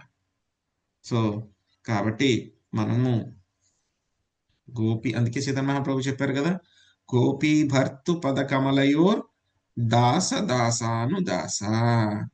ఆ యొక్క బృందావనంలో శ్రీకృష్ణ భగవానుడు అంటే కనుక ప్రాణాలు అర్పించేటువంటి స్థితిలో ఉన్నటువంటి గోపికలు ఎవరైతే ఉన్నారో వాళ్ళ యొక్క సేవకుల యొక్క సేవకుడిని నేను అని చెప్పేసి చైతన్య మహాప్రభు చెప్పడం జరిగిందనమాట. సో ఇక్కడ ఏం చెప్తున్నారు మనకి, ఎవరైతే కనుక ఇక పృథు మహారాజు గురించి లీలలు శ్రవణం చేస్తూ ఉంటారో, అన్ని రకాలుగా కూడా ఫెసిలిటేట్ చేస్తూ ఉన్నారో, వాళ్ళందరూ కూడా వైకుంఠానికి పృథు మహారాజుకి దొరికినటువంటి గతే వాళ్ళందరికీ కూడా దొరుకుతుంది.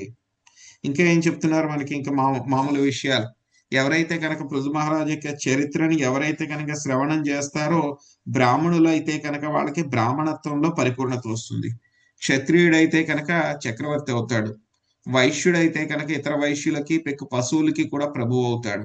శూద్రుడైతే కనుక ఉత్తమ భక్తుడు అవుతారు అని చెప్పి చెప్తున్నారు. కేవలము జన్మ మాత్రము తీసుకుంటే కనుక సరిపోదు. సో మనకి చెప్పారు కదా, మనకి చతుర్వర్ణ్యం మయా సృష్ట్యం గుణకర్మ విభాగశః.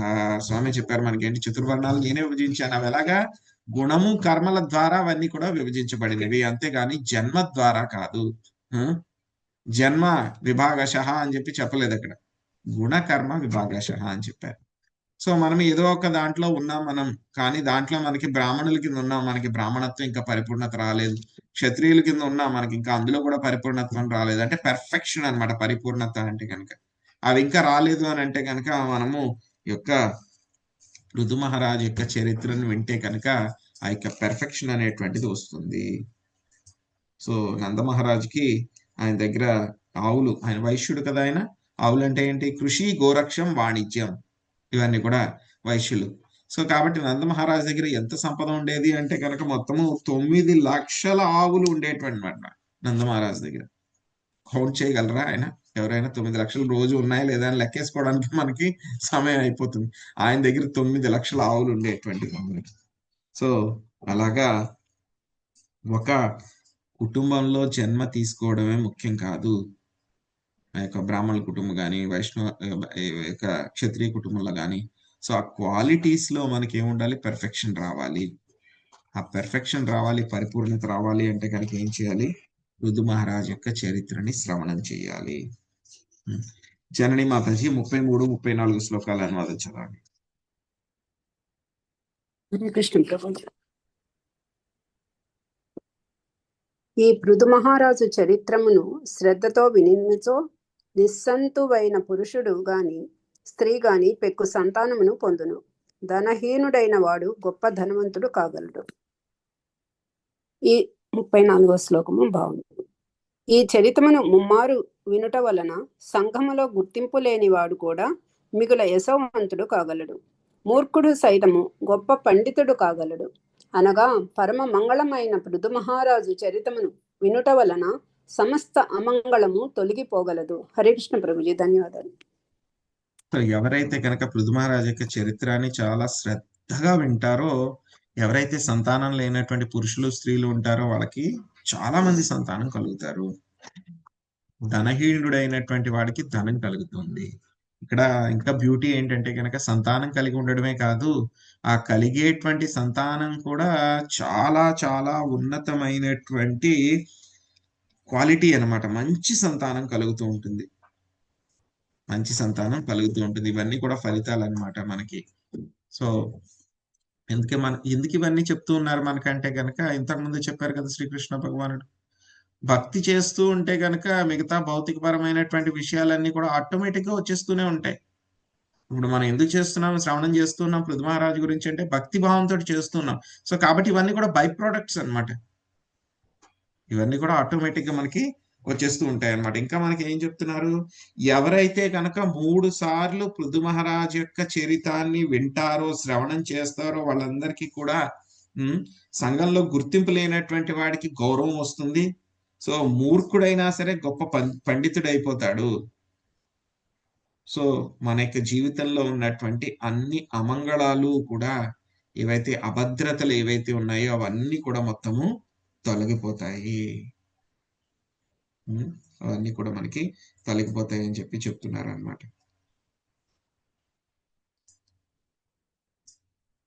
సో భక్తియుత సేవ మనం చేస్తూ ఉంటే కనుక ఏమవుతుంది? మనకి చెప్పుకున్నాం, మనకి ఏవైతే కనుక మనకి అభద్రతలు, భయాలు ఏవైతే ఉన్నాయో అవన్నీ కూడా మొత్తము నాశనం అయిపోతాయి అన్నమాట. సో పృథు మహారాజు యొక్క చరిత్ర కూడా భక్తిలో ఒక అంశం కాబట్టి మొత్తము మనకు అన్ని కూడా శుభాలే కలుగుతాయి అన్నమాట. సో ఎవరైనా శుభాలు కలగాలి అని అనుకుంటే కనుక ఏం చేయాలి? పృథు మహారాజు యొక్క చరిత్రని కనీసం 3 సార్లు శ్రవణం చేయాలన్నమాట. శివలీల మాతాజీ 35-36 శ్లోకాల అనువాదం చదవండి. పృథు చరిత్రమును వినుటచే మనుజుడు గొప్ప ధనవంతుడు కాగలడు. ఆయువును పెంచుకొనగలడు. స్వర్గలోకమును పొందగలడు. కలికల్మషములను నివారించగలడు. అంతేగాక ధర్మార్థ కామ మోక్ష కారణములను వృద్ధి చేసుకొనగలడు. కనుక ఇటువంటి వాణి యందు అభిరుచి కలిగిన లౌకికునికి పృథు చరిత్రమును పఠించుట, వినుట అన్ని విధముల శ్రేయస్కరము. 36. విజయమును పాలనాధికారమును పొందగోరెడి రాజు రథముపై చనుటకు ముందు ముమ్మారు పృథు చరిత్రమును పఠించినచో ఆదేశ మాత్రమునని పృథు మహారాజునకు సామంతులు కప్పములు చెల్లించినట్లుగా అతని సామంతరాజులు అప్రయత్నముగా కప్పములు చెల్లించగలరు. హరే కృష్ణ. హరే కృష్ణ. సో మనకి భాగవతంలోనే చెప్పారు, మనకి శ్రీమద్ భాగవతంలో 2వ స్కందంలో 3వ అధ్యాయం 10వ శ్లోకంలో చెప్పారు. ఏం చెప్పారు? అకామో సర్వకామో వా మోక్ష కామా ఉదారధి తీవ్రేణ భక్తి యోగేన యజేత పురుషం పరం. ఏం చెప్పారు మనకి? అకామ అంటే కనుక మనకి కోరికలే లేవు. సో భక్తులకి లేకపోతే కొంతమంది ఎవరైతే ఉంటారో వాళ్ళకి కోరికలు ఉండకుండా ఉండాలని చెప్పి ప్రయత్నిస్తూ ఉంటారు. అకామ. సర్వకామ, అన్ని రకాలైన కోరికలు ఉన్నటువంటి వాళ్ళు. ఇంకా ఏమిటి? కొంతమంది జ్ఞానులు యోగులు కూడా మాకు మోక్షం కావాలి, ఆయనలో కలిసిపోవాలి అని చెప్పి ఎవరైతే కోరుకుంటూ ఉంటారో మోక్ష కామ. సో వీళ్ళందరూ కూడా ఎవరైతే ఉన్నారో వాళ్ళందరూ కూడా ఈ యొక్క భక్తి యోగం చేస్తే కనుక చెయ్యమని చెప్పి చెప్పబడింది అనమాట. వాళ్ళందరికీ కూడా. సో చేస్తే కనుక ఏమవుతాయి, వాళ్ళకి అవన్నీ కూడా పొందుతారు వాళ్ళందరూ కూడా. అంతేకాకుండా చివరిగా వాళ్ళు భగవద్ధామానికి కూడా వాళ్ళు చేరుకోగలుగుతారు అన్నమాట. సో యొక్క వేదాల యొక్క జ్ఞానం తెలుసుకోవడం అంటే కనుక అల్టిమేట్ గా ఏమిటి, కృష్ణుడి గురించి, ఆయన యొక్క భక్తుల గురించి తెలుసుకోవడమే అన్నమాట. సో ఎప్పుడైతే కనుక కృష్ణుడు ఆయన యొక్క భక్తులు ఎప్పుడు కూడా సెపరేట్ గా ఉండరు. కృష్ణుడు ఆయన యొక్క భక్తులను ఎప్పుడు కూడా మనం వేరు చేయలేము అనమాట. కృష్ణుడు ఉన్నారు అంటే కనుక ఆయన యొక్క భక్తులు ఉంటారు. సో భక్తిలో ఏముంటాయి, భక్తి భక్త వాళ్ళిద్దరి మధ్య జరిగేటువంటి వినిమయం భక్తి భగవాన్. సో మూడు కూడా ఉంటాయి అన్నమాట. సో భగవంతుడు ఉంటారు, భక్తుడు ఉంటారు, వాళ్ళిద్దరి మధ్య జరిగేటువంటి ప్రేమ వినిమయం భక్తి, ఈ మూడు ఉంటాయి అన్నమాట. అప్పుడే అది సంపూర్ణంగా ఉంటుంది అనమాట. సో వీటిలో ఏవి లేకపోయినా సరే అది పూర్తిగా ఉండదు అనమాట. ఎవరైతే కనుక రాజులు ఉంటారో వాళ్ళు 3 సార్లు పృథు మహారాజు యొక్క చరిత్రను శ్రవణం చేస్తే కనుక, వాళ్ళు జైత్రయాత్రలకు వెళ్తే కనుక వాళ్ళు ఆ యొక్క యుద్ధాల్లో వాళ్ళు చక్కగా వాళ్ళు యొక్క విజయం అనేటువంటిది వస్తుంది అని చెప్పి చెప్తూ ఉన్నారనమాట. సుబ్రహ్మణ్య ప్రభుజీ 37, 38 శ్లోకాలు అనువాదించారు. హరే కృష్ణ ప్రభుజీ.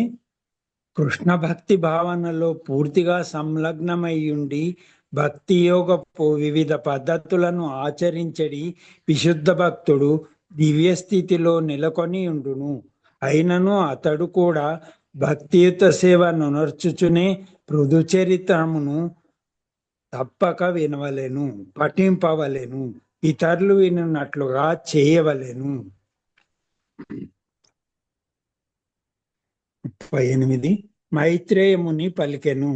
ప్రియమైన విదురా, భక్తి భావమును ఇనుమడింపజేసేడి పృథు చరితమును సాధ్యమైనంత వరకు వర్ణించి తిని, దీని నుండి లాభమును బడిసిన వాడు పృథు మహారాజు వల్లనే భగవద్ధామమునకు ఏగగలడు.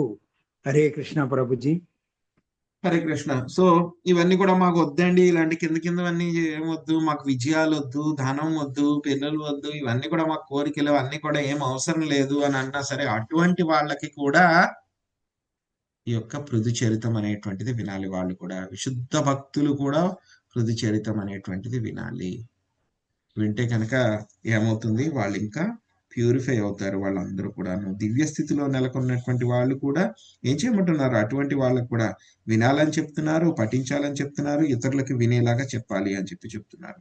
ఎందుకంటే కనుక పృథు మహారాజు లీలకి భగవంతుడి యొక్క లీలకి కూడా ఏ విధంగా కూడా తేడా లేదు కాబట్టి. సో ఈ విధంగా యొక్క పృథు మహారాజు యొక్క చరిత్ర వింటే కనుక మనకి చాలా విషయాలు తెలుస్తాయి అన్నమాట.